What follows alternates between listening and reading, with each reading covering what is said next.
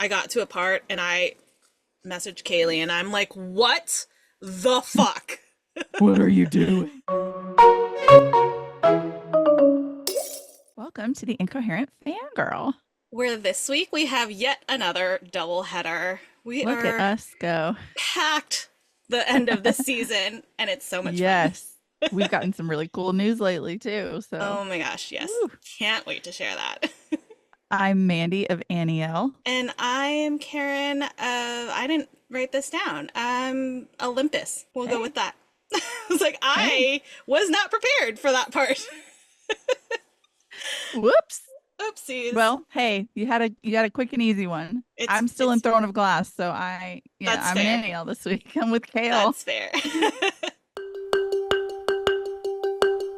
All right, not to bring the mood down, but in I our don't talk to you timeline, anymore. it is August 29th, and in y'all's timeline, it is September 6th. What the hell? Where is This is time going? weird. When you're hearing this, my husband got his wisdom teeth taken out yesterday, and now he can't eat. Oh, that'll be fun times. Look, when we were dating, I had mine taken out, and he kept telling me he was going to blend me a cheeseburger because all I wanted was the cheeseburger. So, Joshua, Ooh, I'll ooh. blend you a cheeseburger. Hilariously, after I had my daughter, there's like in Chinese culture, there's certain like a month period where you aren't allowed to eat certain things because it's supposed to help with healing. And so I was basically eating the same thing over and over every single day. And at one point I broke down and I was like crying to my mom. I was just like, I just want a cheeseburger. That's how I was with my teeth. It's like I'm fine with everything else, but I just want a I cheeseburger. just want a cheeseburger. And she was like, okay, okay, it's fine. Just we'll just take out the lettuce because you're not supposed to have like cold stuff. Because it's like Ah, not good for your body. You're supposed to like be warm and all of yeah. that for healing or whatever. And I was like, at that point, I was like, listen, I see my mother. She had two kids. I'm gonna follow everything that she Right, did because yeah, I'm for like, sure. yeah. So, but yeah, I was just like, it's so funny that you said cheeseburger because I was just like, I just want a She cheeseburger. was probably too like, look, I want to respect our traditions, but I also know what it is to be a new mother. And Yeah, I'm gonna get her a cheeseburger. right. Get her the cheeseburger. So yeah, it was. That's just. I just thought that was funny, like the Yeah. coincidence.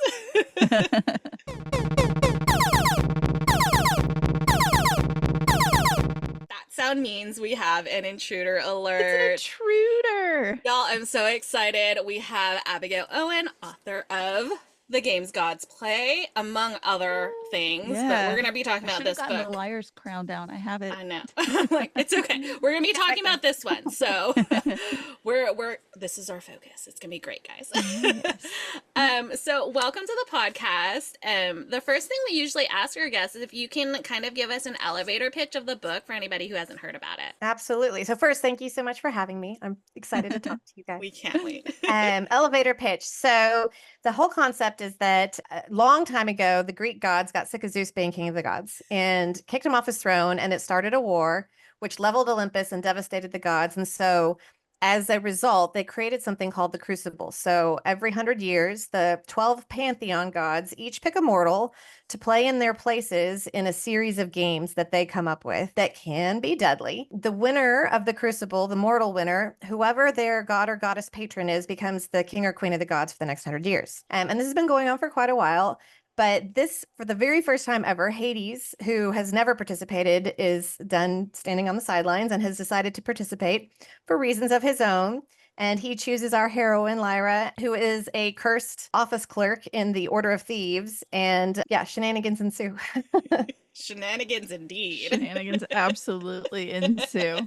Oh man. Okay, so you've written books that cover a wide range of interests. Hmm. Was this your first foray into the Greek gods as far as writing? And if so, what's it like writing characters that have thousands of years of history Of to kind of history, pick through? yeah. So it's definitely my first foray into the Greek gods. I've written various different god systems that are unique to my worlds before this, and to be honest, when I first started on the idea for this, I was considering doing a whole unique high fantasy world like I had before with its own system of gods, but I was basing it entirely on the Greek gods and the further I got along in that kind of brainstorming process, I was like, no, this needs to be the Greek gods. And I've loved them since I was a kid. I absorbed those myths and stories just like, I mean, there's nothing that quite comes next to mythology, in my opinion, in terms of Agree. you get Mhm. gods and powers, you get, worldwide level stakes, essentially. You get the romance of things, you get the monsters, you get, all of the jealousy and kind of very human elements that come with gods. And so they're just way too fun to write. But this is my first foray into it. So I've had a lot of fun with that. I think part of the reason why I considered doing the high fantasy, my own unique world, was so that people couldn't argue with me. That, you know what? That's fair. That's Fair, yeah. fair. I think That people is are very very fair. like attached to Greek myths and Very Greek attached to the gods. Yeah. myths, Yeah. and people really know the details. And I know the details very well, but I still had to research quite a bit just to make sure I Right. was aware of it. And I have discovered through that research that actually we still don't know for sure a lot of the myths. Like, people will debate some of the minutia of like who told this, who said it first, and the various different texts, but also things like we had a debate among a couple of my editors about how many pomegranate seeds were involved in the original story. And actually, there's a couple of different versions out there with different numbers. And so, Oh my gosh. you might think but you might actually not know. And so, yeah, that element was a little intimidating. But in the end, I was like, I'm doing a very different modern retelling where I try to be very like wink, wink, nudge, nudge. This isn't your Greek gods that you know. Right. So I try to handle it in that way. I also No, like it's that yeah, refreshing. you Thank you leaned into the fact that like we don't know. Like I love that because you're Yeah. like with the pomegranate seeds specifically. That's, I don't know why that's standing out in my mind, but like, you leaned into that like the mortals don't know everything kind of thing. And I think that's just so, it's so fun and it's like so meta in a sense that it's like I love it. Yeah. I do want to ask, and this is completely like not going to be relevant for most of the people who are listening, but as a Bay Area native, I would like to know, like, why San Francisco? Why is that where they're set up? It is one of my very favorite cities, Oh, by far. So I lived in Sacramento for about 10 years. And so we were out in the Bay Area all the time. And San Francisco, and particularly, I love the city itself, but I also love going across the bridge to the Marin Headlands and also like beyond to Sausalito. And like, I just love that area so much. It's just so romantically beautiful. And when I started picturing the kind of the Greek gods set in a modern world, I needed it to be a large city because she's part of the Order of Thieves. So, thieves aren't going to be out in the country. right. Um, but I also could so picture like Zeus's temple on top of the Marin Headlands, which I call the Minos Headlands in the story. But yeah, I could just picture his temple on top of that. And like the setting just feels so, if you've been to San Francisco, the way the hills roll and the buildings are set up and the Pacific right there and the grandiose bridges on all the sides and the giant bay, like it feels very godlike to me. So it just was the kind of the perfect setting. I love that. Yeah, I've Yeah. never like thought about it, but now that you say it, I'm like, oh, I can see it. I can Totally like agree. see I'm gonna have it. to go back. Yeah, Oh, I love that city so much. yeah, San Francisco is fun. I am a baby and I'm terrified of bridges. Like I'm Me absolutely too, actually. terrified of Yeah. being on I'm like bridges. this, white Yeah, knuckling it but as it's I like, drive. yeah, it's so bad. Like if I can avoid bridges, I will. But like there's just something so beautiful about the San Francisco bridges. Like the They're Golden really, Gate, the Bay Bridge, like they're so beautiful they're and so it's impressive. Just the yeah. amount of water that they span Oh and the gosh, fact that's that why they've they're so scary. that and like I was old enough to have this, even though I lived in Texas, get stuck in my head was the 1989 earthquake where the bridge was like Mm. pancaked and like, so every time I go over that one, although I know they've retrofitted it, I'm still like, meh. So y'all didn't want to do what I did, where we did like the super touristy triple decker bus, and we were on top Mm. to go Oh, over the No, Golden Gate no, no, Bridge. thank thank you. you. It was Nuh-uh. freezing. It was No. like Oh Mm-mm. yeah, it was yeah, yeah, June. No, it was May, and it was freezing yeah. Oh, yeah. going It across that bridge. it very rarely gets hot over there. I think it's Mark Twain has a quote where he's like the coldest winter I ever spent was a summer in San Francisco. That's, Yeah, you know what? That's fair. It's so that bad. I love it you there know though. what? Because I expected because we landed in I don't know, it must have been San Jose Mm-hmm. to go. Hey. We were To filming go over, yeah. an elopement in Yosemite, and so I was expecting like warm 70s, 80s. I mean, it was in San Jose, and Yeah. then we get into, Yeah. San Francisco. I Yeah. guess I don't know what it is about San Francisco. It's got I don't its know if own it's the microclimates, water or that's for what, but I sure. was It like, does. oh, Yeah. Yeah, it's surrounded by the water. It's foggy. Yeah. It's cold. It's It's way cool. always cold. I like cold weather, so it makes me happy.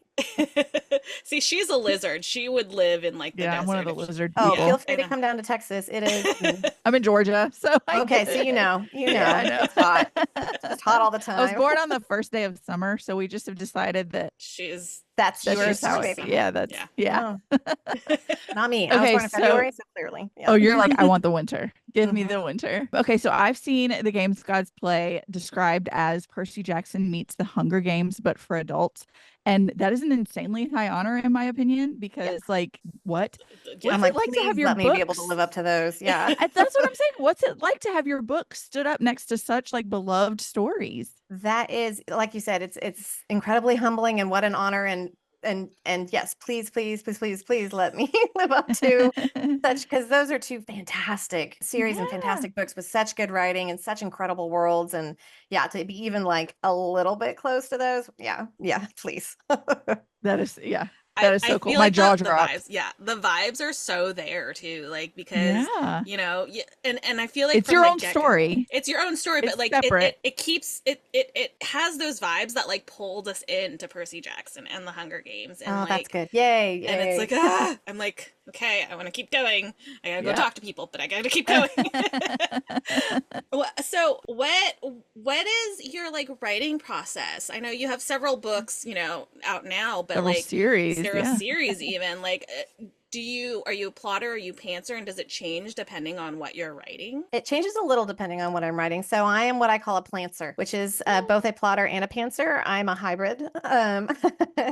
I started out at very much as a pantser. My very first book, not only did I not write it in order, but like I wrote it just by the scenes as they came to me and then figured out a plot later, which is not a path I would recommend. And so the pantser is very much there in me. And I would say that a large part of me, you know how although the book is always better, if you watch a movie before the book, it almost kind of like you are in like I don't want to read the book now because I Yeah. know the basic Yeah. story. Like it almost, Yeah. Hmm. even though you know the book is better. So Yeah. it's the same You're way like, for I don't writing for need me. to, Yeah. but you Exactly. do. You do though. Yeah. But Yeah. you do, yeah. And so if I overplot, suddenly the writing becomes a lot harder for me because I feel like I've already seen this story in my head at least. Mm. But I'm also very much type A, number one achiever, like must have a plan and a strategy. So I have what other author friends have told me is an incredibly intimidating spreadsheet of of a plot line that We basically live for incorporates. spreadsheets. I Oh, love a I'm a spreadsheet. spreadsheet like geek. I worked for a big tech company for about 10 years as a business analyst. So like my numbers That's brain what I likes, am now. oh nice. Yeah. Hello. Yeah. That's awesome. And so it's like I call it my master beat sheet where it takes every possible plot method out there and puts it all into one place. And I use that. I don't fill the whole thing out. I'll fill out like the major plot points. There's about 7 of them that are like at, the 25% mark, the 50% mark, et cetera. So kind of major turning points in the book so that I kind of know which one I'm writing to at any given point. And then I might fill out sections if I really see a particular scene or if I know where this whole section is going, I'll take notes so that I don't forget things. But I also use it more as a brainstorming tool. So like I get stuck and I'm like, oh, the pacing feels slow to me, or I'm not quite sure what scene to do next. I'll go check my beat sheet and be like, oh, that's because I need to be doing this scene now. Or, oh, yeah, this is a good one to put here. And so it's more of a brainstorming tool than it is like a fill it all out kind of plotting method. I'm a weird duck, like I odd love that. combination. Not weird at all. You're I talking a love that spreadsheet girl, so at much. least. Yeah. So I yeah. love Spreadsheets are the spreadsheet. best. They really are. I spreadsheet everything in my life. I have a mug that says I have a spreadsheet for that, and it makes me so happy. I have a t-shirt that says that. I like the lady in the in the streets freaking the spreadsheets Yes. quote Yes. myself. With it on So fire. Oh, yeah. okay, so is it Lyra or Lyra? Lyra? So my editor and I argue over this because I hear it as Lyra just because she's named essentially after the constellation Lyra, which Yeah. is named for the lyre, for Apollo's lyre that soothed Hades. But pronunciation wise, Liz likes Lyra better. And so I've heard it both ways from people. And so I say Lyra, she says Lyra. We're going to see who wins. I read it like you, so Yeah, me too. Yeah. Lyra literally is killing me. Like I'm laughing out loud with her because I'm laughing at her, but then I also want to clamp my hand over her Yeah. mouth and be like, "Stop trying to get yourself killed with this Filters, woman. mouth." Yeah. Was she that way with you when you were writing her? Like, did you have to rein her in, or was she always supposed to be so sassy and She dangerous? was always supposed to be that sassy. And I had a technique with her this round. So I've always written kind of feisty, sassy females who very much have at least an inner monologue that's snarking at people constantly, because that's my inner monologue. Too. Yeah. Same. Relatable. Yeah. But with her, I actually had a line written on a post-it on my computer that says, if you think it, you can say it. If you say it, you can say it to the hero. Oh. Oh, Oh. And then I think it even said something like, and it's even better if they fight about it. this You is could- brilliant. You could see like both of our minds just explode in that. I want to start taking notes. Yeah. Like, I'm like, hold What on a was minute. that? I got that out of a workshop and I cannot think of who said that to me. And I thought, that's brilliant. Oh, I'll have to look it up. That is so great. So it's another writer. I can't claim the ownership of that, that came up with that. But I was like, that's one of the most brilliant things I've ever heard, because so much of it especially in my previous writing, would go into their inner monologue, which is still funny. It's funnier if they say it, and especially to the yeah. hero, and especially if then they, go back They and have forth. to react to it. Oh Yeah. my Yeah. gosh, I love it. It's so good. It's so good for the banter too. Like, oh Yeah. Yeah, because I live for banter. yeah, same. Like, Yeah, who doesn't? she was fun to write. Well, and a lot of her snark, I think, for me, so my natural snark is actually a darker, I would say, snark to it. And so if I actually said the things in my head, I would probably hurt feelings. And so what's fun about her is that for me, I needed her to actually have a little bit of sunshine to her because of her curse. I Mm. needed her to Yeah. react to the world in a way where she was very deliberately trying to be positive. And so with each line of hers, I would do my darker snark, and then I would be like, how can I lighten this up enough that it's not so that it's appropriate for the character and where she's coming from, but at the same time lighter. Yeah, I like that. I relate to you a lot. Yeah. I'm like the darkest sense of Oh, humor. I'm a Yeah. yeah. So like I get it. Yeah. You have to 100%. have a certain taste to be around me. Yes. Like I haven't mentioned it on the podcast, but I had death in my family this week. And the amount of jokes that I have made to process it, most people would be like, What's going on? No, And I'm humor is like, how I process too. I Oh just- yeah. this is how Yeah. I'm coping. It's fine. Yeah. It is. Oh, that's totally a coping mechanism. And to me, it's my preferred coping mechanism, which is probably why I Yeah. like using it for Lyra too, because I would rather, if I'm in a situation that's just shitty, I would rather not go, woe is me and the world sucks. I would rather go, okay, let's laugh about it and move on. Yeah. Like, Yeah. Let's laugh and move on. We just gotta, the show must Yeah. go on. yeah. We have to Because keep otherwise moving. it just If you're not makes it laughing, you're worse. crying. I'd rather be laughing. Yeah. I don't. Exactly. Crying makes me feel bad. So let's move on. Yeah, crying hurts Exactly. my eyes, makes them Yeah. all puffy. and Exactly. No, but laughing does not. Yeah, it's not fun. Yeah. Laughing hurts in a different way though. Yeah, true. In the good way. So you mentioned that you did like research into the mythologies, the Greek mythologies. What's something that it was kind of surprising to you, or what's something that you found that you wanted to incorporate into the book but weren't able to find a spot for it? Oh gosh. So probably the surprising thing, I already mentioned it a little bit, was just rolling across the fact that, scholars of Greek mythology don't really know exactly who wrote what, who said what. They're even apparently debating at the moment. My mom, who's a retired English teacher and has a book club, they just read the Odyssey, and we've always attributed the Odyssey and the Iliad to Homer. Homer, yeah. And so now she said that there's some research that shows it might not have been written by the same person. So we don't know. And that Oh. was surprising to me Wow. that we don't that there's not some things that are a little bit set in stone, if that makes sense. But if you think Yeah. about it, the Greek gods were so long ago that the written word was still not necessarily a thing. It was still very orally passed on. Well, anybody who's played the game of telephone knows that things are going to get Right. changed as you're passing Yeah. things along orally. So, that I think was probably the most surprising that I came across, which was actually kind of nice for me, just in terms of, okay, that does still get like, since I'm already going off script with how I'm treating these gods, it gives me a little more freedom to be like, hey, we don't even know for sure. Like, Yeah. Yeah. I say the same thing with people who are like concerned about how they have to follow the Bible to a T. And I'm like, okay, it started out as, Mhm. oral stories mhm. that were told and retold and then written down in this And language then and then interpreted, translated. and oh yeah, Take Mhm. what resonates, leave what doesn't. Like mhm. that, just you have to The because you important don't parts know. to be. Yeah. Yeah. So, Right. yeah, yeah. So that was definitely the most surprising part. There's definitely, it's not that necessarily that I came across anything in my research that I didn't manage to put in there, because what I tend to do is research what I'm working on at the moment versus like, let me go find a story to incorporate. So, for things like that, I had fun, like for instance, finding out about Lethe, who I always say Lethe because that's what it looks like to me, but it's Lethe, who is the barkeep in Dionysus's bar in Olympus, and she's the goddess of oblivion. I just thought that was hilarious. I was like, let me go find a goddess that might like That her is power would fit perfect. this That like is so role. cool. So perfect. So that tends to be how I research as I go. But there are definitely certainly myths that I absolutely want to incorporate as I continue going. Medusa's a big one of them. Mhm. I'd love to get like Psyche and Arrow is one of my favorites. I'd like to get those in there. Like, so there's a few where I'm like, oh, okay, how do I'm Do gonna I get make it here? work. Did you have anything like while you were researching for one thing, you found something else that was like, oh my gosh, this just filled in a plot hole for me, or this can fit here, or I know where I'm gonna go next now. With it, not necessarily going next, but it's more like, oh, like especially when I was coming up with the games, some of the like they were so much fun to come up with because I had to look at each individual god or goddess's powers and what like they like to do and some things that they had done with their powers, against humans or, to create constellations or whatever it was, and see how I could incorporate that into one of the four value groups that they'd been put into, the virtues in terms of, heart, courage, mind, and I always forget one. Heart, Strength. courage, Strength. mind, I was strength. like, Yeah. I was like, And hold I on. always forget a different one, which is funny to me. Like, all right.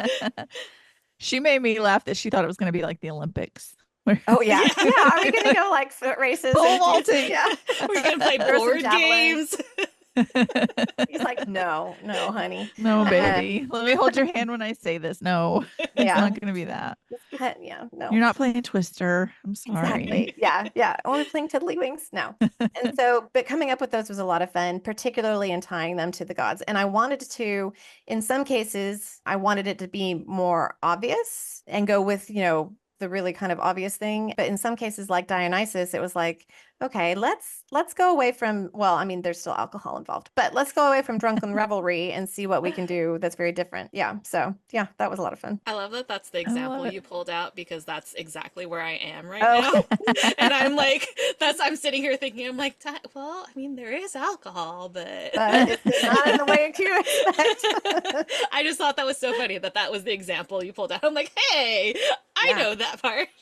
Well, and that whole scene actually got rewritten. Originally, it was a very different labor. And originally, that whole labor was going to happen off page because just there's so many, there's 12 labors, and you'll find out you don't see all 12 of them on page because that would just be too many. And so that one was one that was going to happen off page, but I needed a scene where you get to start to see the found family element and where Mhm. they really start to get the contestants start to get to know each other, the champions. And so for that reason, my original version of the labor was kind of lame because I was focused more on that found family element than, the labor being dangerous. And I couldn't have it be a labor where like they're fighting the entire time or they're not going to have time for conversation. Right. Right. And so that was one that my editor and I actually ended up coming up with together while we were in edits, where it was like, okay, what else can we do? It's Dionysus. Let's think through this. Okay, let's go. Yeah. Yeah. So that was a lot of fun. I love it. That's so fun. That does sound really fun. So this is as far as I can see so far, it's primarily Greek mythology. But there are like mentions of other gods and other pantheons. Are Mhm. we going to see more of them in later books? And why did you choose to include that as well? Well, so I chose to include it mostly because, first of all, the world that we currently live in, even if we don't worship Greek gods, we have multiple theologies out there, right? And so that to me is a very normalized Yeah. element of humanity. And so if we're going to have Greek gods, why wouldn't also the Norse gods and the Celtic gods and the Egyptian gods and the, so on and so forth also be real? Also because all of those mythologies, I love all mythologies. I find Yeah. the human Yeah. method of telling each other stories like that, and for whatever reason and whatever ways, are just fascinating. And the stories were amazing. And so I love all mythologies. So that's why, is that it's like, to me, that's a very, like, that's how that would roll. If Greek gods are still around, so are the others. Yeah. But incorporating them into the next book, so I'll definitely have more touch points where you might see like one pop up. So like, for instance, we already mentioned like the axes are from Odin, and so we'll see a little bit more touch points. If I do a lot more with them, it would probably need to be in spin-offs. That would be cool though. That would be cool. It would be like a adult, like Rick Riordan, maybe. I mean, it seems like I love playing in this world so much. I and as you can see, like, I'm a major series writer, so like I'm perfectly happy Never to do say never. spin off after yeah, spin. that'd be so fun. You said something that made me feel so warm and cozy, talking about like how like the human nature is stories. For for billions, hundreds of thousands of years, we've been telling each other stories. How Yeah. special is that? To me, that's Like, incredible. oh, that is And incredible. That like that's what we default to. it is. It's what we default to, and for so many reasons, as a warning, as a entertainment, as a way to connect, as a way to understand the world around us, as a way, like, there's just so many functions to story. Yeah. And to me, as a writer, I see the entire world in terms of story. So like, every little snippet to me is like, oh, that's part of a story. It might not be the story that I'm part of, but I'm watching a part of a story. Yeah, but it could be somebody else's story. Yeah. 100%. Okay. Ugh. We don't want to keep you too long, but we do have a couple questions that we always ask our guests. The first is we have a segment on the podcast which we call Fictional Boyfriend of the Week. So we pick a character that we love that week. It doesn't necessarily have to be a boyfriend. It could be like, I've had a fictional granny, we've had fictional found families, Okay. anything like that. So is there a fictional character that you really love that you want people to know about? Oh gosh, there's so many. Man, so This is many. where everything you've ever Yeah. read or It's watched like, goes out of wait, your brain. what, It have does, I yeah, read the yeah. I'm book? totally blanking, blanking all over the place. Who are my favorite characters? Fictional. So, I'm probably gonna. See, I have them locked and loaded, and I even have Karen's ready. Yeah. Where like she is like during the Oh, yeah, headlights. and you're Don't like, ask this me. anybody Chloe Gong has ever written. I'm like, don't Yeah. ask me, Oh, ask gosh. Mandy. Yeah. Well, and from a book's standpoint, I would say Rebecca Zanetti has a character named Talon who like how I got into adult paranormal romance after Twilight, and so he's always going to be, he's a little bit Jason Momoa basically, and so he will always Hey. be Wow. a favorite of mine in the fictional space. Ooh, oh gosh. Well, and I'm a bit of a traditional fantasy reader, so of course I've got to say like Aragorn from Lord of the Rings, because I mean, Yeah. it doesn't Yes, get you're much human. more. You're a Yeah. human being. Yeah. Yeah. Because yeah, exactly. I'm also a Luke Skywalker because Star Wars is what first got me into sci-fi fantasy in the first place. He'll always be one of my favorite characters ever. If you go more into like traditional romance, I'm probably looking at, oh gosh, who? Well, you got to go Pride and Prejudice and Lizzie Bennet, and Mr. Darcy, like, Yeah. yeah, always. And any It's Pride and classic. Prejudice retelling, I'm here for. Oh, agreed. By far. And then if you kind of go into more like the movie and TV space, like I'm a Thomas Shelby from Peaky Blinders, like that character will always be one of my very favorite characters. Same for, and the character's name is suddenly escaping me from, and so is the name of the show. It's the one about the trains and the Wild West that was on AMC for years. Oh, Hell- is Not it? Hell on Wheels. Hell on Wheels. Yes. Hell on Wheels. Bohannon. Yes. Cohen Bohannon. I love that man. I love that man so much. Oh, just and if talk I've about been a going through morally like gray character that just yes, turns into like a total squish. Yeah, love. years of Facebook memories where it's like, oh my God, guys, it's Helen Wheels season. What's Bohannon gonna do now? Oh yes. Yes. I loved that show. Yep. Yes. And he has to be Bohannon. Like, I Yeah. don't find that, like, I'm sure I have weird taste. Okay. I don't find that actor attractive at all. Really? Unless he is in He's his like in Bohannon mode. Bohannon get up. No, I've seen him in a couple of other things. He's still good. I just have to have the long hair, dirty. Well, and there's just something about that character, and he nailed it. He just nailed that character. Yes, he did. And so so that's a great character. So I I want to go tend do to a lean rewatch towards of those that. morally gray characters. Love So it. oh yeah. Okay, this is kind of similar vein. We know we love your books. We're gonna recommend your book, of course. But what are you reading? Like what do you recommend that people read Oh, when what you're not am I reading writing? right now? I skip around. So I was just reading In This Lifetime by Mark Guggenheim, and I happened to grab it, pick it up at a Galaxy Con that I was at recently, and it was fantastic. It's time travel with like grief and romance, and like oh, so good. Not quite as recently, just completely fell in love with Five Broken Blades, which is another Red Tower title, but my Oh, good one. did yes. such a good job with every single character in that. I was like, every I time I have would my change scenes, heart. I'd be like, oh, I don't want to leave this one, but Yeah. this character. That's how it was Yes. with Aragon too. It's like, but I don't want to leave. Yeah. And then Wait, you're oh, like, I but don't want to go back. Yeah. exactly. Yeah. So yeah, she did such a fantastic job with that. So that was definitely high on my list. So I read recently Rebecca Zanetti again, her most recent, which is the One Cursed Rose, I think is what it's called, which gets kind of more into a fairy tale fantasy romance. And I love any kind of fairy tale retelling. So those are my more recent ones. Oh yeah. Love Love. it. Love it. Yeah. Before we let you go, can you tell us what you're working on now? Give us any kind of sneak peeks into what comes next. What comes next? So I've got a few books that are done and coming. And so they recovered my Dragon Shifters, my Inferno Rising series, and the first two books are out, and the second two books with the recover are coming in December. And those all have bonus scenes in the back. And then the Liar's Crown series, so that's a trilogy, and the third book finally comes out in November. So I'm really excited to see how readers respond to that one wrapping up. And then what I'm working on right now, my work in progress is book 2 for Games Gods Play, and I have the title, and I just saw the cover, and I can't tell you anything about it, but it's amazing. Ooh, I'm so exciting. excited. Yay. Well, on that note, we do have to let you know that unfortunately for you, now that you've been on the podcast, you're actually legally obligated to come back for all future book releases. I'm so sorry we don't make the rules We just have to enforce them. with these Signed it in hands. blood before I Yes. It was in, we like to say it was in fine print in white. So, you know, it We was would there have been able though. to see it. Oh my gosh, I would love to come back on the show. That's awesome. You don't even have to, sign me up.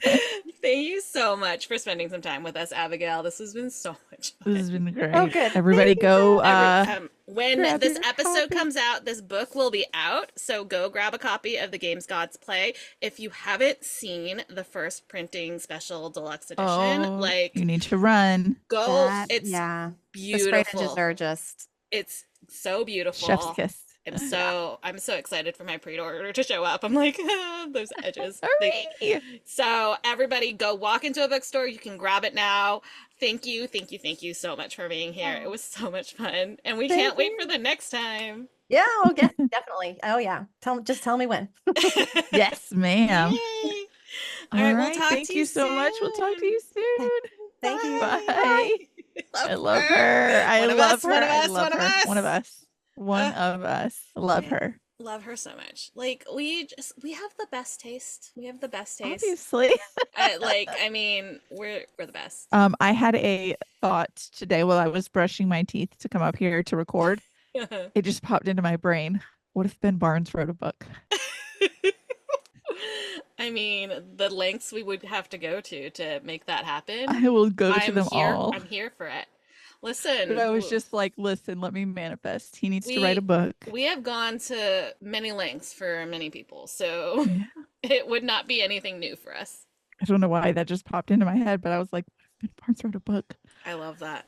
and he could come on the podcast? I would be so sweaty. I love that so much. I love, especially since we have Kaylee coming on next. I love I know I that. have a note about it. Yeah. I was like, I'm going to read your text to her. I told her. Yeah. I was reading it and I was just like, Mandy.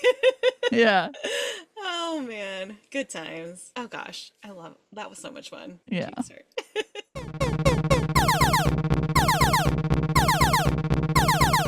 That sound means we have another intruder alert. such an I'm exciting so intruder. excited. I feel like this has been in the works forever, so I'm so excited to let y'all know that we have Kaylee Smith, author of Phantasma, among other things, to join us here. We're so excited to have you. Thank you so much for having me. Welcome. I'm literally so excited to be here. I also feel like this has just been like in the works. Yeah, I We have feel like, run yeah, we have run into each other so many times. yes. My husband was like, "How did you meet Karin?" Because I told him about stuff, and I was like, "I literally we just started running into each other. I don't know. I have It no just idea." happened. It just happened. I think probably like when your first book came out, I was just like in your DMs. I'm like, "Hey, hi, we're best friends now." And then we like physically ran into each other and I was like, "Well, this is just how it is now." Yeah, no, it's so easy to get me because like I'll just scroll. I'll just be scrolling at 2 a.m. I'm such a night owl. So like if you're in my DMs, chances are I will probably answer you at some point.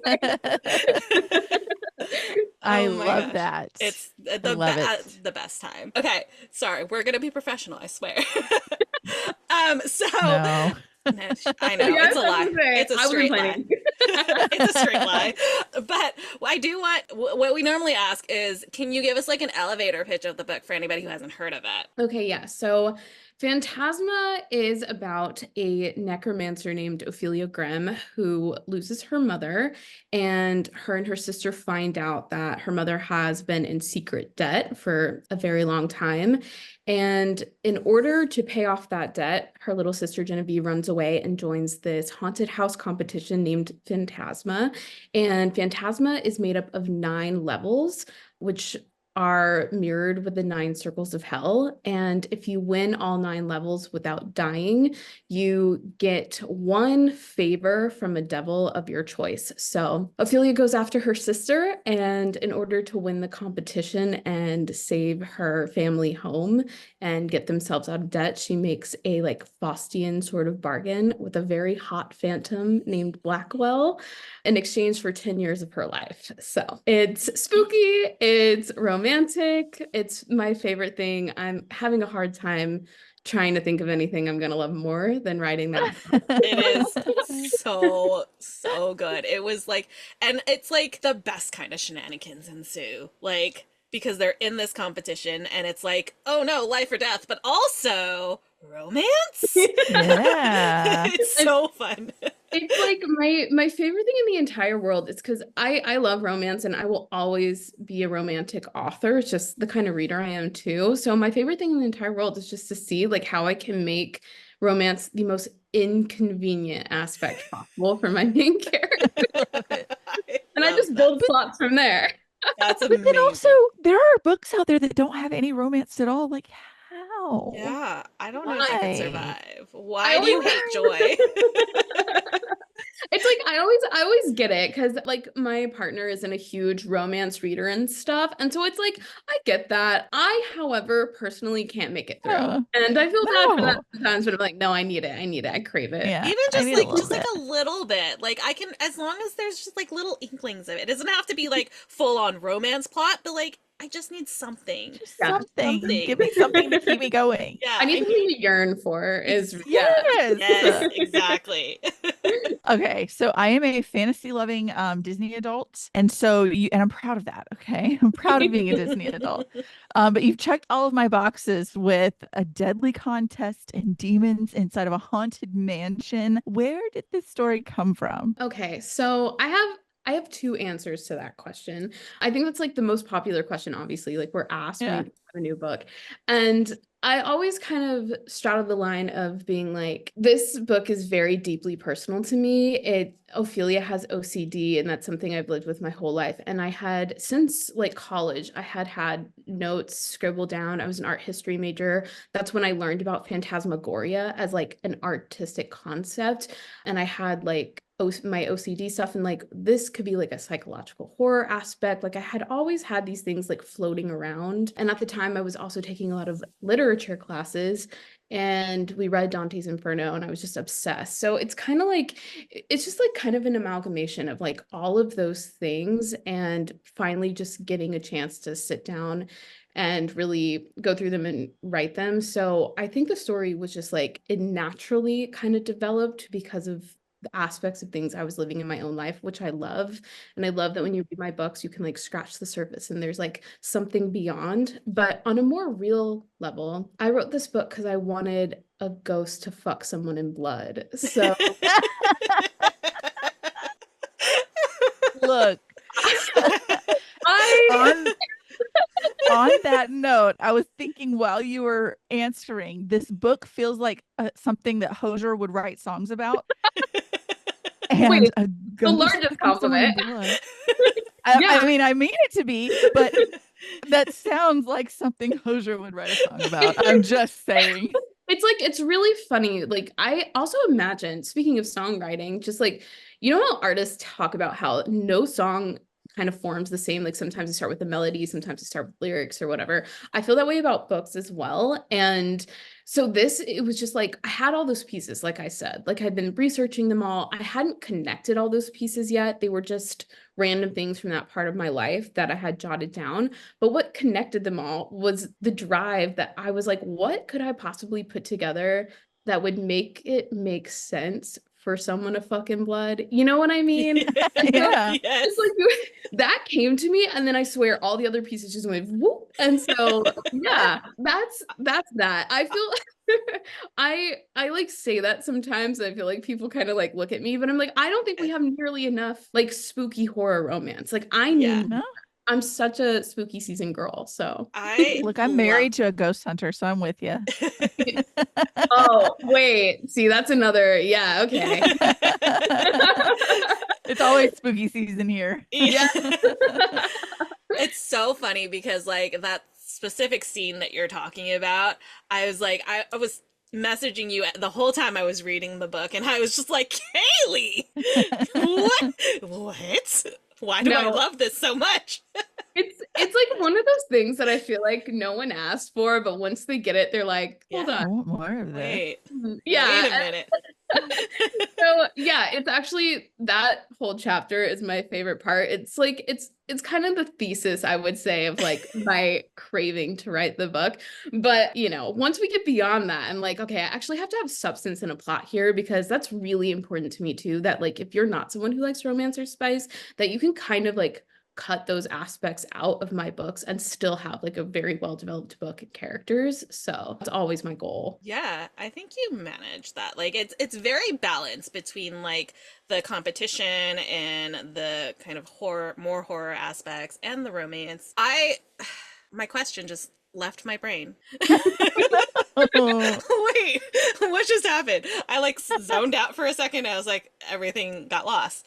Mandy, go first. I've lost it. Okay, so Karin told me something about this book Oh. that will ensure that I will read it like this weekend. She texted me and she said, Phantom just showed up, and I'm picturing a white-haired, jewel green-eyed Ben Barnes, so do with that what you will. Ben Barnes is my Roman Empire. He's my raison d'etre. How did you know? That, like, I love that. Actually, that's so funny. Karin messaged that to me too. Like, I'm imagining Ben Barnes. And I was like, which I looked him up after. I miss the Ben Barnes train. I know. I get this a lot. I did fully missed it. I didn't watch like Narnia or anything growing up. So like he was never really in my repertoire, but you gotta watch Shadow and Bone. I only Ben Barnes is only friend of mine for me ever because of Mandy. Like we're in the same boat. Yeah. Yeah. You're getting everyone on board. I see it. Yeah. And I think that's valiant. You know who this is me with Tom Blythe. And I imagine like, have you seen the new Hunger Games movie? No. Yeah. Okay. I haven't yet. It's incredible. He plays like young President Snow. Yeah. And like with the bleached hair. And I'm like, I need that man to be booked and busy. And I'm very cross that he's not. And then he got cast in the Henry movie. And I was the universe. Thank you. Somebody was listening. Yeah. See, that's how I felt when they did Shadow and Bone, when it's like he plays the Darkling, and so he's just like moving around in cloaks for hours, and I'm just like, this is what the world needed. We could have world peace if everyone would just sit down, shut up, and watch this man billow around in a cloak. Like, are we healing? Maybe. It's gonna be fine, guys. Just look. Oh my God. I love it. Yeah, literally, I think we had just had a conversation about Ben Barnes, and then I was reading and I was like, Blackwell showed up, and I'm like, well, I can't see anything else now. I just can't. It was probably when I hijacked our story for him doing like the aging I think filter. so. That's probably part of it. He's very tall, so that makes sense, right? Yeah, Like, I think that Yeah. was part of it too. I was like, he's very tall, and I just the vibes, just the Yeah. vibes, and I was like, you know what, I'm okay with it. I've still not found my question. no, this is me. I get I, it. This is I've so incoherent. this Okay. is not how we normally do things. Normally, I'm much better than this, but I don't. This is me when I'm like in the middle of talking and I forget what the actual why I started talking in the first place, and then like I don't know how to end this Yeah. sentence anymore. Oh, Like, And you're like, I remembered, guys. It's going well. Okay, so this is your adult debut. You started in YA, which also, if y'all haven't read, I don't have any use for you. Go read Kaylee's other books. Yeah. But this is your adult debut. So what was it like switching from YA brain to adult brain? And did that change your writing process in any way, or was it kind of just meh? I'm writing. so I think the only thing that really changed was just the content and the subject matter and a little bit of my voice, like my actual writing voice, because obviously like they're more adult than my teens are in my YA, but the process itself didn't change too much. I tend to write my books all the same. I do really heavy bulleted outlines for like the overall series, and then I do the individual books because my biggest pet peeve is reading a series and there weren't like breadcrumbs for the last book from the beginning of the first one. Yeah. Like Yeah. it feels so much more satisfying when you can go back and reread something and be like, oh my God, it was here all along. So yes. I always say, if you're reading one of my series, I basically tell you like who dies and who, like what happens, like everyone's fate and like little Easter eggs from book one. Like if you really wanted to go through and make like really delusional theories, you probably could get there, you know? So like my process stays the same, but I would say my voice is definitely a little different. Like obviously this is much more adult. I also feel a different sort of responsibility with my YA books because it's like, especially with the romance and the relationship aspects, I know I am writing for people who haven't yet developed a sense of self or like the sort of relationships they deserve, that kind of self-esteem, how a partner should treat them. So I try to be a little more blatant with the content that I'm writing for them. Whereas with adults, I get to write things that are really morally gray because I can kind of like lean on the fact that my audience knows Knows better. Right. yeah, like Knows they what to accept. exactly. So it's like, you know, someone does something like really questionable and not great, but it's like, you know, that it's In like real life, that's not right. And you can yeah, like separate the two. So that's kind of how I approach it differently. makes sense. I love that you're Yeah. mindful of that too. Like Yeah. that's special. I think I just think teens, like book saved my life as a teen, and I know like if I had gotten to go back and had a better sense of self, it would have been a lot easier. So it's like I wrote books that I wanted when I was that age, and like that is really important to me. But yeah, the switch to adult honestly was really great though. I will probably stay here for a while because I can do anything, which I Yeah. love. Yes, Like, I would very much like to thank you for doing it with Forever because I love them so much. I love Um, that, yes. I love them so much. When this book was announced, I was just like, oh, Give two me- of my favorite things combining. What do I do Give with my me hands? that. They have been such a great team. Like, to be honest, if I didn't ever have to leave, I wouldn't. They've been incredible. My publicist, Caroline Green, and I love her. I'm obsessed with Would Caroline. die for her. She is She phenomenal. she messaged me this morning. She's like, I'm about to send you an email that you're gonna love. And I'm like, I already love this. What's happening? I love her so much. Yeah, she's great. Shout out to Caroline. Yeah, it's honestly, it's been so wonderful to work with them. Also, like working in the adult space, like this book is just moving through the space a lot differently than my young adult series. So it's been like a whirlwind. It's almost been like brand new, like the full experience. So That is yeah. so cool. Yeah. I What is it like publishing YA and then publishing adult? What are those differences? So the market is very different, right? I think when you're writing anything YA and younger, you are not marketing directly to your consumer. You are marketing to the parents or people who have agency The for librarian. Yeah, yeah. right. And though adults read YA, I love YA. We'll never Yeah. stop reading it. A Yeah. lot of us. Right. However, I think just like when it goes into like book criticism or like the content and stuff, it's just different. Like I'm not writing for that audience. So like I'm writing for younger readers. So it's like people's perception of the books is just a lot different. And that's like something I feel like we have to kind of keep in mind when people are like discussing your books and stuff. Like a lot of them are adults online and stuff. And that's perfectly okay. Love that. But it's just different, like because Yeah. I'm like you hear like criticism where you're like, okay, how do I make the next project better? But then you talk to teens and their perception of it vastly different. Meanwhile, when you're marketing to adults, you're marketing people with direct agency, so it's like direct to consumer. They can actually be online in my spaces and interact with me because they're an age to do so. And then like when they criticize a book or like analyzing a book, it's like the one-to-one ratio of content versus like what they're getting out of it. I feel like it's more very level and on par, right? So it's just Gotcha. it's just Yeah. a very different experience like with readers and stuff. And I don't read like reviews or anything like that, but I think it is interesting like how the books move like and how they're talked about like with one age to the other. And so yeah, this has just been very interesting like overall to watch Phantasma, like people making videos. I've never had so many DMs in my whole entire life, and it's like I'm so grateful it's being like well received like this. Yeah. But yeah, so That is Speaking, so yeah, cool. speaking of well received, I mean, like, I don't know if you mentioned it before we started officially recording or anything, and this episode is coming out in September, so we can talk about this. But Phantasma's a book of the month. Like, yeah. that's huge. That's so exciting. Huge. I When did you find out? Because that's a secret that I would probably die trying to keep.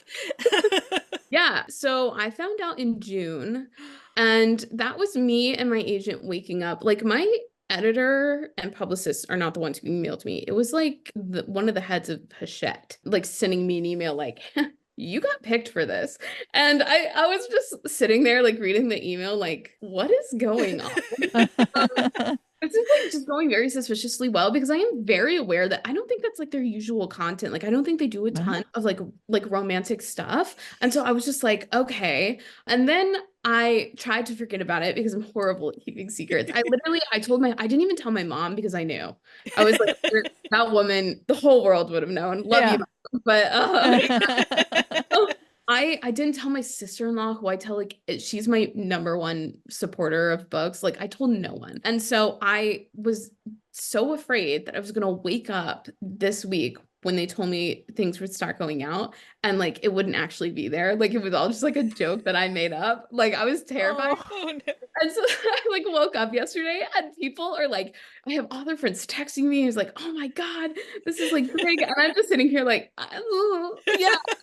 I did the same thing. I didn't spoil it. I got the email from Book of the Month and I was like, Kaylee! And I was like, wait, she already knows. But It's just wild. Yeah, it's seeing the metrics of that also is very, very different because another thing with like moving and publishing, I love YA. I think YA has a lot going on. There's a lot of content for it. And again, we're pushing that content at people who don't have agency with their own money. So it's like it's like a different like marketing mindset or like how we move there, like how we try to get our books out places. Whereas like the adult space, I just had a point, and you see what I mean? I start talking. see, we're the same. Incoherent. We're the You are same. one of us. No, what was I gonna say? Dang, I can't even remember. But like, it's just moving through the whole like zeitgeist a lot differently. And like book of the month, I was just like, yeah, this is floored. I saw my two reads, like my ads to reads. Someone sent me a screenshot. I think before it was announced, we were at like 7,000, and today I woke up and it's at like 12, and I'm like, oh, That's that's amazing. So crazy. exciting. That is Oh, so That's exciting. the point I was gonna make. Oh my gosh. No, okay. Yes, it's like so sales, if you take your top YA seller like right now on like whoever that might be, like let's say they're moving like 200,000 copies, your top adult is moving like 800,000. Like the disparity between sales. So it's like Wow. and though they're like their careers are just as good, like Yeah. it's not Yeah. that, but it's just like the units of books moved vastly different between YA and adult. So that was the point I was trying to make. So sorry, guys. No, that's Oh, I love like look. I never would have imagined that, like never would have thought about the disparity in units moved, like and it makes so much sense when you think about it, but it's like, oh, until somebody points it out, I'm like, Yeah, I love metrics, and I feel like publishing does not give us nearly enough. So I'm always like, let me talk about this because I find it interesting. And I also feel like so many like poor debuts are like thinking that they're doing so bad or like what, and it's like no, most authors are mid-list authors. Most people, like, it takes 11 books for some people to have like a breakout book. And like, Yeah. so I'm always like, every time I have a conversation with someone, I was like, let me give you numbers because this is Yeah. See, we're not numbers people, so somebody breaking it down for us like that is so Yeah, helpful that because helps. yeah, we're like numbers. I don't know how to number. Yeah. What? I just want a No, word. I know. Actually. I am also not a girly in STEM. Love y'all. Yeah, but like, Y'all are so important, but no, But truly. it's just not me. Yeah. Um, but like, yeah, it fascinates me. Book of the month, I'm so grateful for it because just that alone, like watching the metrics change like before my eyes, and I'm like, oh, like my audience could really grow really wide. And that's like a really exciting thing. I like to call a book before it comes out like Schrodinger's book. It's both, Yeah. it's not a hit, but it's also not a hit. Like you just Yeah. That's don't a good know. point. That is Well, a So it's good gonna. This point. is gonna be a hit. So. It's yeah, I appreciate it. I would love the universe to give that to me so I could yeah. Yeah. Well, we are very big manifestors here on the podcast, and I would like to point out that things we have manifested have happened. So I'm just This is Mandy. gonna be a New York Times or a USA Today bestseller. thank you for It's saying, coming. thank you for It's putting coming. that energy in the universe. It's gonna happen. I Look, and honestly, that has happened for some of our guests. Yeah, we And have, that's on their own like merit and their own but hard like work. But like we you had speak them it. on like a week or two before, and then it yeah, happened. it's happened far more times than I can remember at this point, and Yeah. I'm like, I mean, we didn't really do anything, but we did. Like, We it's said kind it of out loud. it's Yeah. one of those, yeah, it's one of those things where like it's weird, you know, if I had a nickel every time this happened, but like it's weird that like it Like you speak it. I'm really big on that too. Like I think if you read my books, you can tell like there's like some sort of like spiritualism in me that I like. I like to put kindness out and just kind of hope it finds me back. Yeah. Like, Yeah. and so I don't get my hopes up about things because I think that's a really dangerous game to play in this industry. It is just Yeah. a yeah. chaotic industry, but I would love to just sleep. So it would be really great. Really great if things could just do well and then I could just sleep for a little bit. Yeah. Get some I love rest it. for sure. Yes. Oh man. Okay, Okay, so we have a couple of questions that we ask everybody who comes on the podcast, just like fun questions. This is going to be where everything that you've ever read or consumed goes out the it's window. gone. It's Okay, gone. great. So we have a segment on our podcast that we call Fictional Boyfriend of the Week, where we pick a fictional character that we really resonated with that week or that we really loved. Doesn't have to be a boyfriend or a romantic interest. Karen's had a fictional granny. I think we've had fictional pets, fictional Yes. found family. Do you have any fictional characters where you're like, that is my like comfort character that I just want everybody to know? Like specifically this week. No, No, no. just whatever. All Okay, time. Yeah. just all time. Whatever comes to mind. I was about to Yeah. say, I'm not gonna lie. The first thing that did come to my mind, and people are gonna get so tired of me saying this, but it's Sophie from Howl's Moving Castle. Like every time I am having a mental breakdown, I put that movie on because I feel like she grounds me. Yeah. I still have her like here. So Love. I like love that. she is I just love her and her spirit so much. And I think I talk about that movie like probably 10 times a week to the point where my followers on Instagram are probably like, if you mention this one more time. Every Like, time, the final straw. literally, every time I see something Howl's Moving Castle related, I'm like, Kaylee, have you seen this? Kaylee, Thank have you. you seen this? And I'm like, And I love it. I'm so glad. No, it's you know what's funny is every time like a viral tweet or something happens about Howl's Moving Castle, I have at least 6 people texting me. And And I'm so glad that I've built that brand for myself. Yeah, so sorry y'all, I'm gonna say it again, but that is like my all-time like cozy character, and I especially bring that up because I turned in my edits for, I can talk about this now because tomorrow the cover gets revealed, but the sequel to Phantasma, I turned in my edits for it on Monday and immediately was like Howl's Moving Castle because my brain just needed to like rest. So yeah. I love that. Okay, we have another question that we normally ask, but you brought up the sequel to Phantasma, and Yeah. I actually was just on Goodreads because for the life of me, my brain could not remember the name of your first two books. I'm like, Not fair. I was like, I love them so much, but what are their names? I have also not talked about them in so long because when I'm on like a marketing cycle is what I Yeah. call it. I'm just like so exhausted making content for the book that's about to come out Yeah. that I'm so sorry to my other children. Yeah. Yeah. But anyways, I went on Goodreads. I typed in your name. I'm like, oh, yes, those are the name of the books. But also, there's this book that doesn't have a title, doesn't have a cover, and it has a name, and it sounds like it goes with Phantasma. Kaylee, let's talk about it. I've like Yeah. been staring at my phone. I'm like, It got leaked a little early, so a few like eagle-eyed readers have found it. Which is, I mean, always, I think, kind of fun. I have gotten some DMs about it, and I just have to ignore them, and I feel really bad. But I'm just like, Yeah. Yeah. but yeah, so tomorrow we're doing the cover reveal, and since this will not be going out till after, I can tell you. So my plans for the world of Phantasma, because everyone asks, is this a standalone? And I get it, because investing in a series is rough. But I'm like, Phantasma is a standalone, as part of a series of interconnected standalones. My favorite romances. Yeah. Yeah. And if I got my way. And so Enchantra is Genevieve's book. And I am literally so excited for it. The inspo, I was telling my editor, like my concept for these first two books, especially, is sort of like it's like two sides of the same coin. So like Ophelia's is very like dark and bloody and paranormal horror, and then Genevieve's is very like ruthless magic, enchantment, like that sort of vibe. So yeah, I got the idea for her game because all of them are centered around a deadly sort of game from the movie Ready or Not,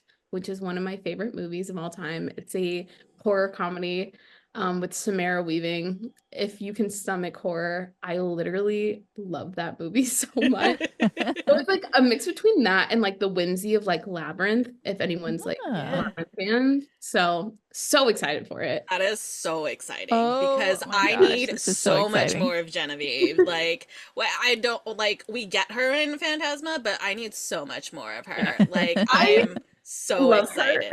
I love her so much. I turned in my first draft of Enchantra a while back, and my agent texted me and was like, I think Genevieve might be my favorite. Like of all your She's pretty damn fantastic. And If I do say so myself. yeah, I was saying, and it's because she's so chaotic. Like that girl cannot. It always reminds me of that quote from The Little Mermaid. I love The Little Mermaid, and Sebastian's like, someone's got to nail that girl's fins down to the. That is like, someone has gotta like put her in a cage. My Like, God, that is so accurate. I love that so much. Oh, okay. Sorry. We're going to get back to our regularly scheduled questions.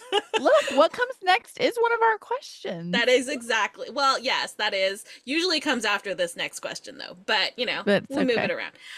So the other question that we always ask our guests is, we know we love your books and we will be recommending them to everybody who has ears. But what are you reading? What are you recommending? What do you think people should keep their eyes on right now? So I honestly, when I'm drafting, I'm usually only reading books for like blurbing or like books my friends send me. So, but I just read two incredible books. One is Steal from Thieves by M.K. Lobb. It comes out next year. It's like a YA heist.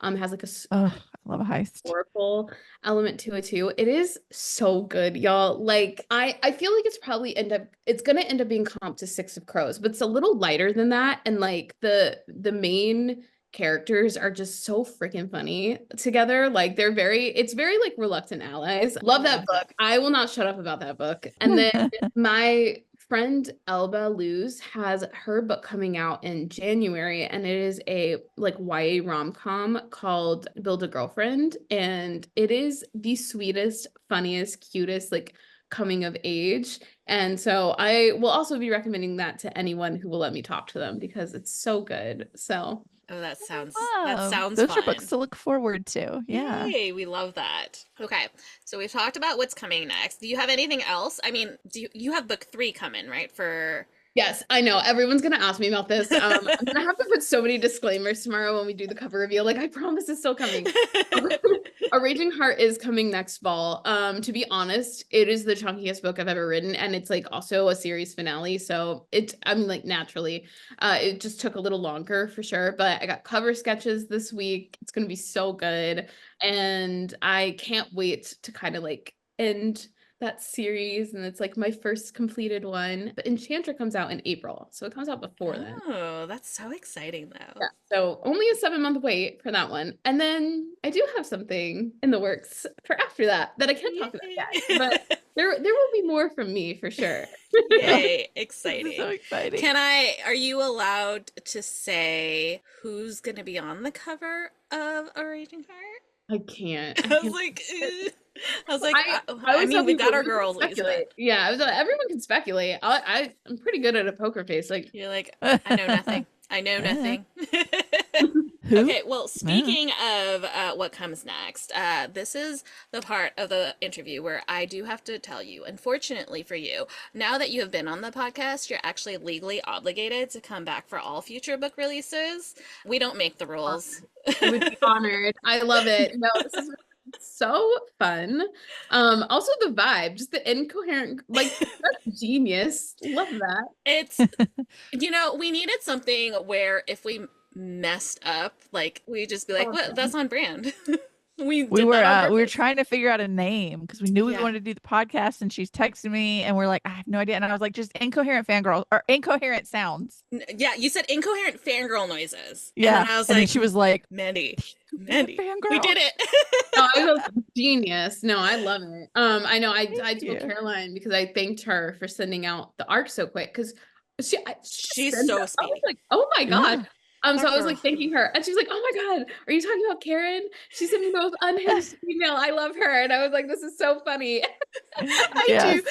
I sent her the most unhinged emails, and I think the first time I did it, she was just like, "I will no longer be responding to emails unless they are this caliber of unhinged." And I'm like, I don't know if I Bet. can match this exact caliber, but I got you. And Yeah. then Because unhinged email and the slush that they get every single day is I'm probably just- so yeah. nice. my God, I love Caroline. She's so funny. Yeah, she is speedy. She's on it. She is Yeah. on it. Oh my God. Yeah, I saw. You don't even get the email back from her before you get like an alert from Informed Delivery. That's I think like, that got a really did package. happen. Yeah. I just saw her at StimulatCon, and I was talking to her, and she was like, anytime you guys your name comes up, I'm just like, oh yeah, Mandy and Karin, yeah, you should talk to them. And I'm like, I love. Oh, I love that. Oh my God. Oh, Steamy LitCon. I'm really hoping I get to go next year. Oh my gosh, It looked like so much fun. it was so much fun, and if you go, it will be. We'll see each other then. Well, and it's on Halloween next year. I like the Stop. vibes. Don't- Kaylee, you have Don't to. tease me. Who do I have to call? Love Yeah. that. Yeah. I'm like, I feel like, I mean, and you'll have both books out. It's Yeah. it's gonna So you can be promote the both vibes of are gonna them. be there. It's gonna be Halloween. Like, if you're not there, I'm rioting because it's Yeah. just like They have made a major mistake. major mistake. I'm always like, how to, you know what? Stuff kind of just happens to me, which I love that for me. But like every time someone, it's like, oh, who did you connect with? Or like, I like to talk to debuts and like support them as much as possible because it's scary. And I'm like, y'all, no one. I literally just kind of exist, and I just get emails sometimes, like book of the month. You're like, how did you get that? And like, y'all, I have no. brain cells up here. Like, I don't know. That is so fun. I love So that like, for you. I'm hoping, I'm just gonna cross my fingers and maybe someone will see something and be like, oh, she looks like a fun time. She should come. I love that Yeah. for you. I'm about to like hop. Speaking of unhinged emails, let me go find I Mel was and gonna Cookie. say, Be don't like, threaten hey, Karin with a good time. She'll send an unhinged email for you. I will send all the emails. And Mandy will proofread them because I'm very anxious. Yeah. Literally every time Girl. before I send an a professional email. I'm like, Mandy, I need Email, you to read this. Instagram post, whatever. Like, I glanced Literally over. anything other than threads. I don't usually, because Yeah. threads, I feel like you can just be unhinged and You're it's safe. fine. But like Instagram posts and emails, I'm always like, Mandy, can you read this? Please look at this. No, yeah, my emails have to go through someone else too. Like, Yeah. it does not matter how well I know you, because emails intimidate me. I don't know. But Yeah. then Yeah. you go on my Threads account and it's like, can we bring back uncouth as an insult? And people are like, what the hell are you talking about? Like, I saw that and I was like, I love this. I want that. Yes. Yes, I approve. Co-signed. Oh my gosh, my cheeks hurt. My face hurts. This has been so much fun, Kaylee. I'm so glad we were finally able to get you to come on. It worked out perfectly. Literally, I could talk to y'all for another hour. So it's like, this is a blast. Right? yeah. This is You're an one of absolute us. blast. One of us. Yes. Anytime you want to come hang out, it'll be a good time. So friends, if you're listening to this, the book is out. So This is so walk into a bookstore, pick up Phantasma. It's, first of all, beautiful cover, gorgeous. I just want to stroke her all the time. She's so pretty.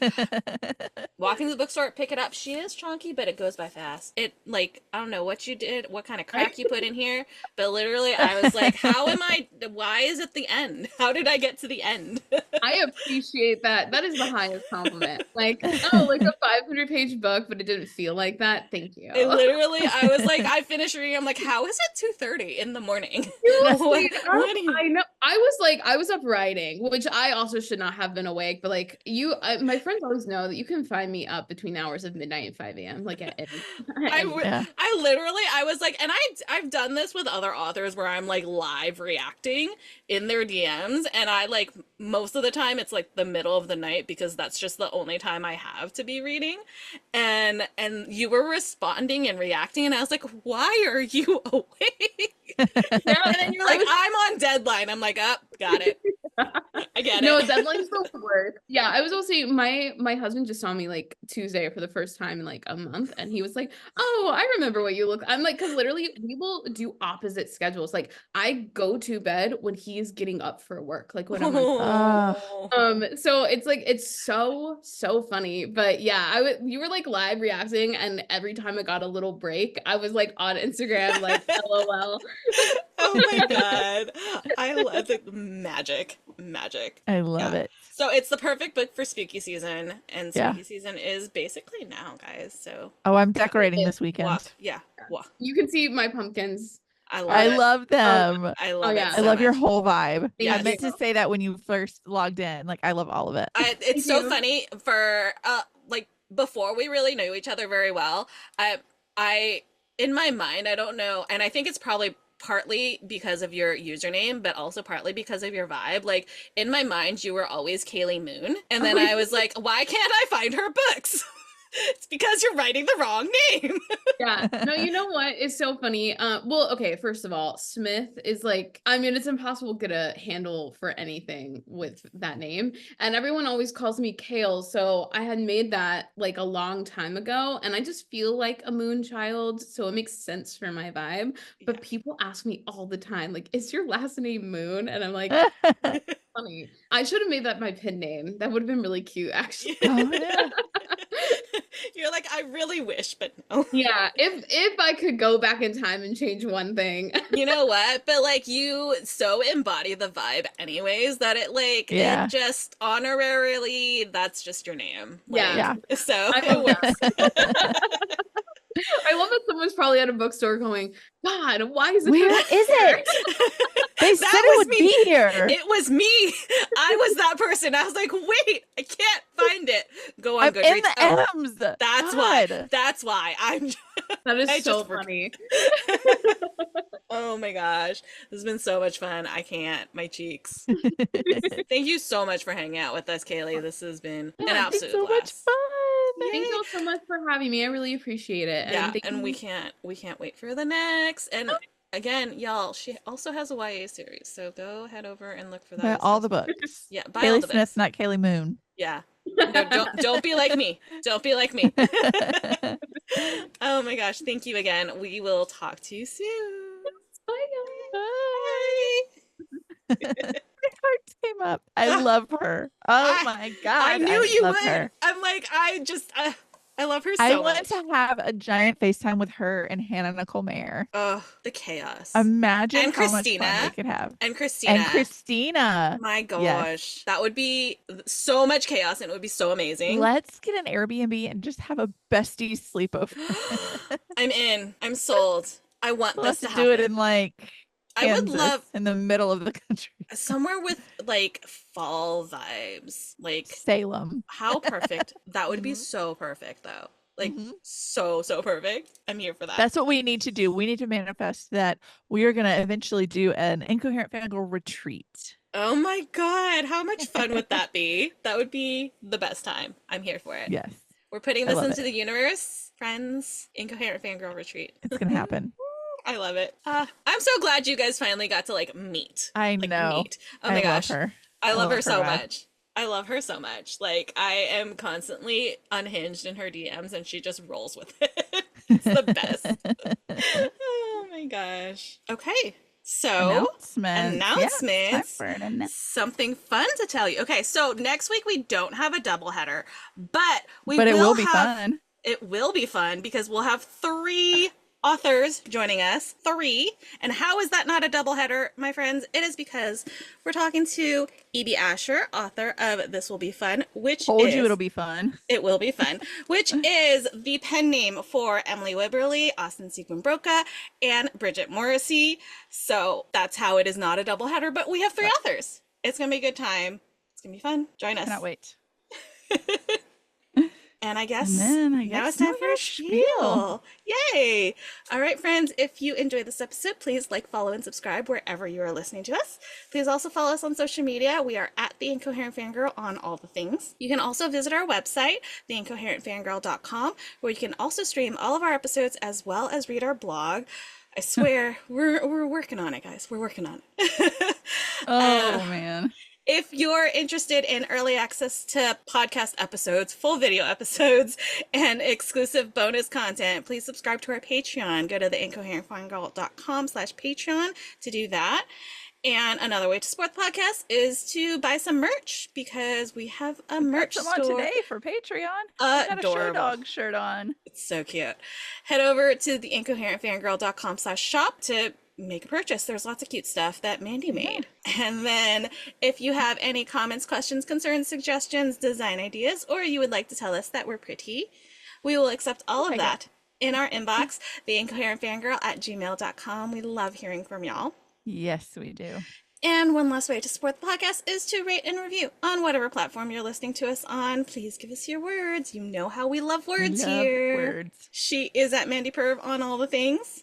She's at Ms. Made in China on all the things. And once you have followed us on social media and you followed the podcast on social media, you're going to want to go and do some shopping with our besties because they're the best. The best besties. The best besties. First stop is herecomesthenerd.com where you're going to use code FANGIRL to get 20% off your first order. Then you are going to head over to onceuponabookclub.com and get some bookish goodies. We have 2 codes for you to choose from. We don't care which one you use. We love you no matter what.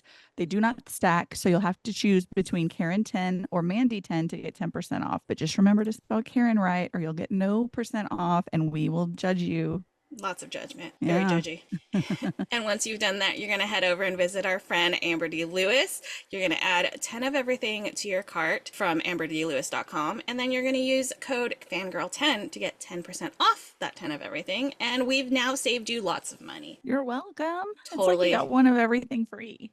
Totally how it I think. works. I'm an expert. I said it confidently. That means it's true. You did. That was very confident. I believed it.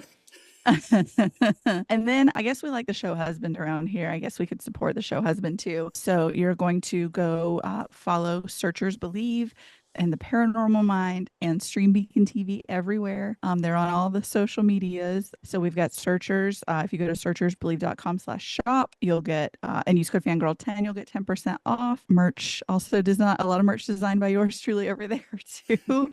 And then you can go subscribe to Beacon TV, which is the new streaming service, which has paranormal, true crime, and horror content that everyone's been missing. We've got some really cool things in the works. So if you you subscribe and use code fangirl10 at streambeacontv.com, you will also get 10% off of your subscription. And you will have support of the show husband. Who So needs support because he just had his wisdom teeth pulled. So yeah. go Send be him a kind. blended cheeseburger and subscribe to Beacon TV. And I guess That that's was the incoherent that's the fangirl. Incoherent Fangirl. Thanks for Thank listening. you. We love We love you. you. Bye. Bye. We are sponsored by our friends at Here Comes the Nerd. Pins, stickers, magnets, and more. Here Comes the Nerd has happy art for all fandom-loving hearts. New customers can use coupon code FANGIRL during checkout for 20% off their first order at herecomesthenerd.com. Coupon applies to ready-to-ship items only.